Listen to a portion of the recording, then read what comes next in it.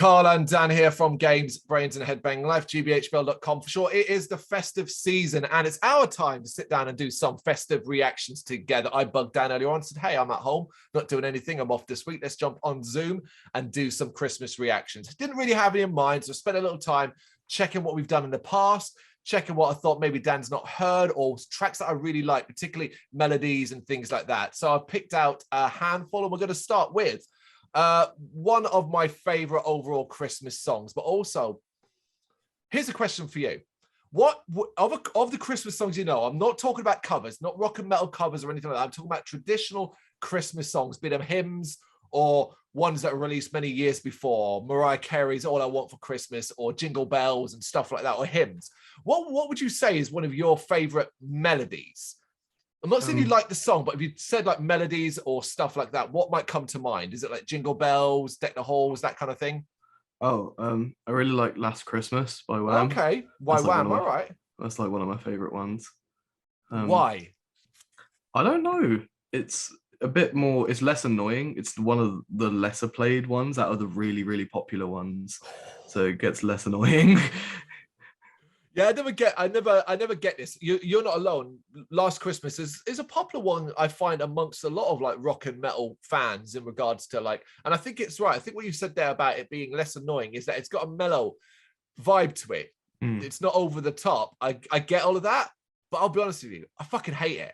Can't stand it at all. You know, last night, as of the time recording, last night we live near some horses in the stables, and last night my wife got up and went, oh, that's really cool. Look out the window. Looked out the window, and on the road outside our house, these horses were being led up the hill, but decked out in Christmas garb with like a carriage and all that.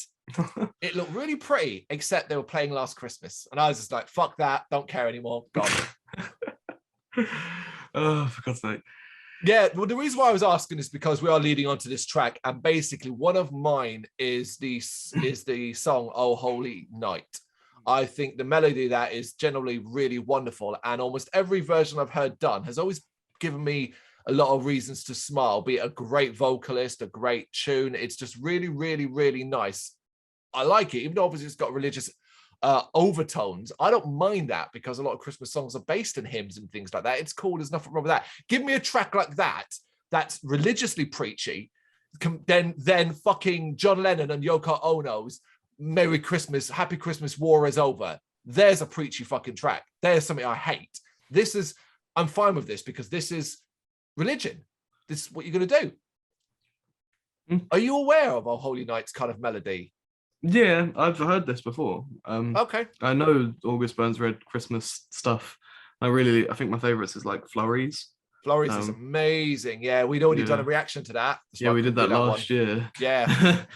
Yeah, Flurries is one of my favorite as well. But August Burns Red are the kings of Christmas covers. Mostly instrumental music, a wide array, always adding the metalcore vibe to it. I got reminded of August Burns Red this year because one of the track by tracks we did for this year was Punk Does Christmas, and it's an old album where it's basically punk bands covering some Christmas songs, but also original tracks.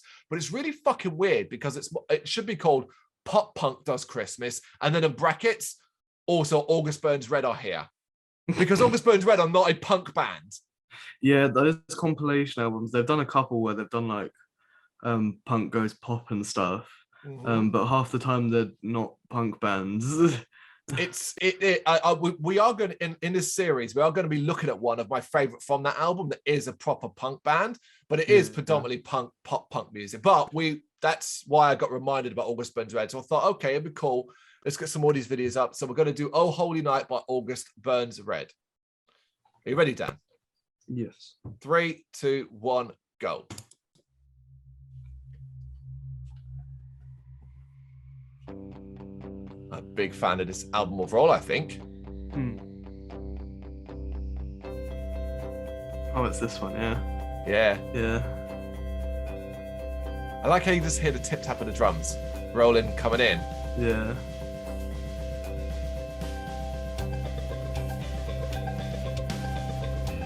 That melody makes me smile, man.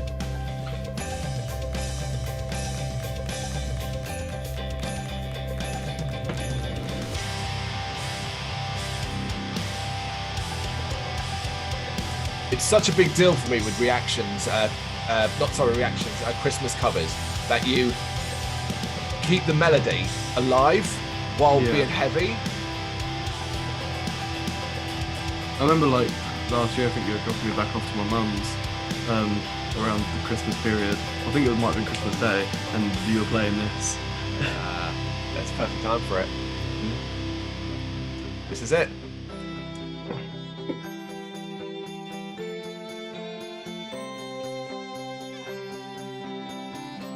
A violin's like one of my favorite instruments in metal when it's used well in metal.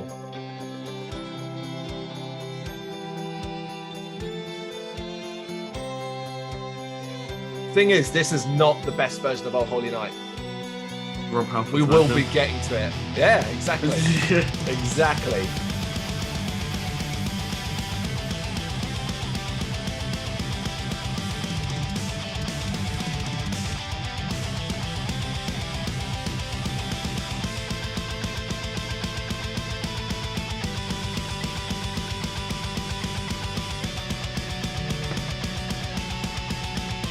The drums are really working overtime in this one.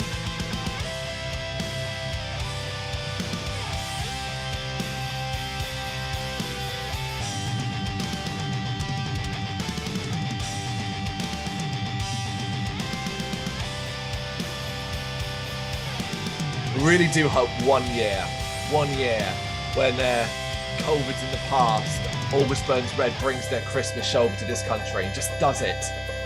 I will be there. So much. I'm kind of hoping that we're meant to see them in like November of next year. I'm hoping that it's close enough that they like pull at least throw in at least a few, right?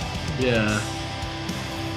Yeah, we have tickets for the August Burns Red Buried Tomorrow combined show that should have been November just gone, and is now November next year. And Thornhill were there, and I'm most excited for them. I forgetting Thornhill are there. That's a great gig. It is really good.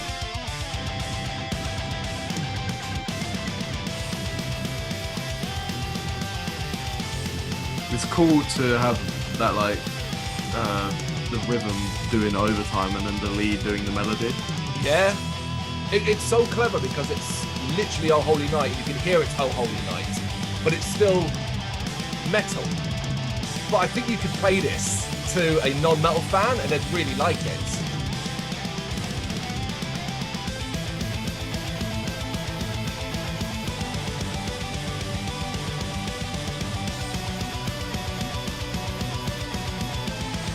Nice touch. Just having those voices in the background.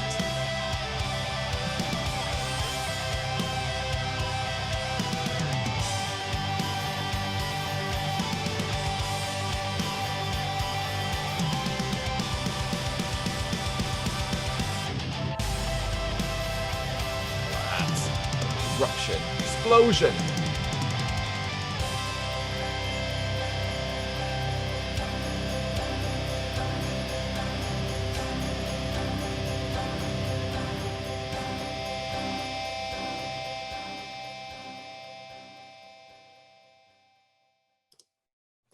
Yeah, I don't really know what to add beyond what we said at the start and what we kind of said through it. It's a banger for me. It nails Oh Holy Night in the epic way it is, but with no vocals. They rely heavily on the instruments and they really pick up the slack, delivering both the melody, but also really heavy rhythm that you can really, that's incredibly catchy and memorable. And you'll find yourself almost singing along to the words that don't exist in this track because you know the song so very well.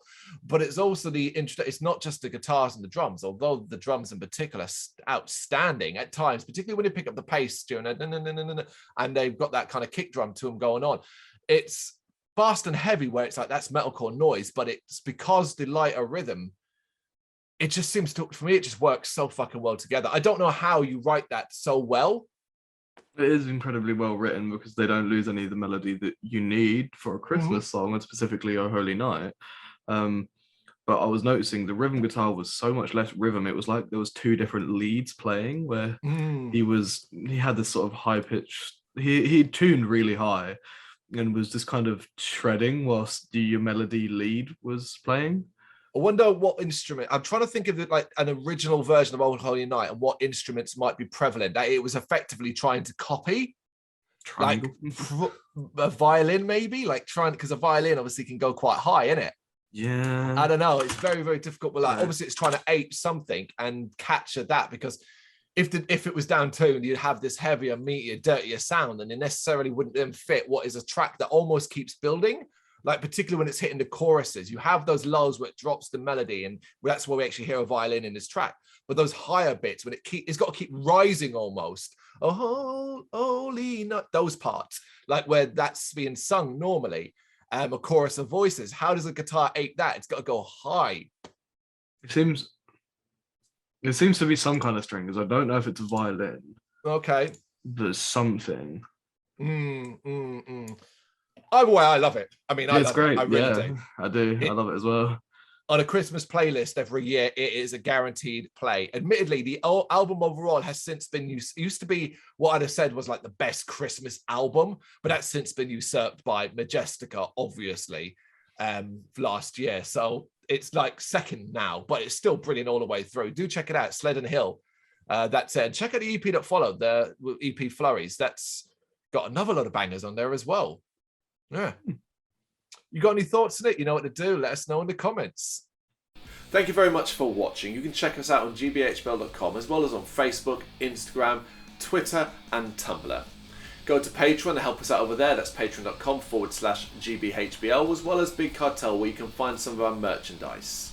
We have a podcast running on SoundCloud and Apple Podcasts. And of course, if you like this video, do us a favor, hit the subscribe button and help the channel grow. Games, horror, and heavy metal. What else is life for?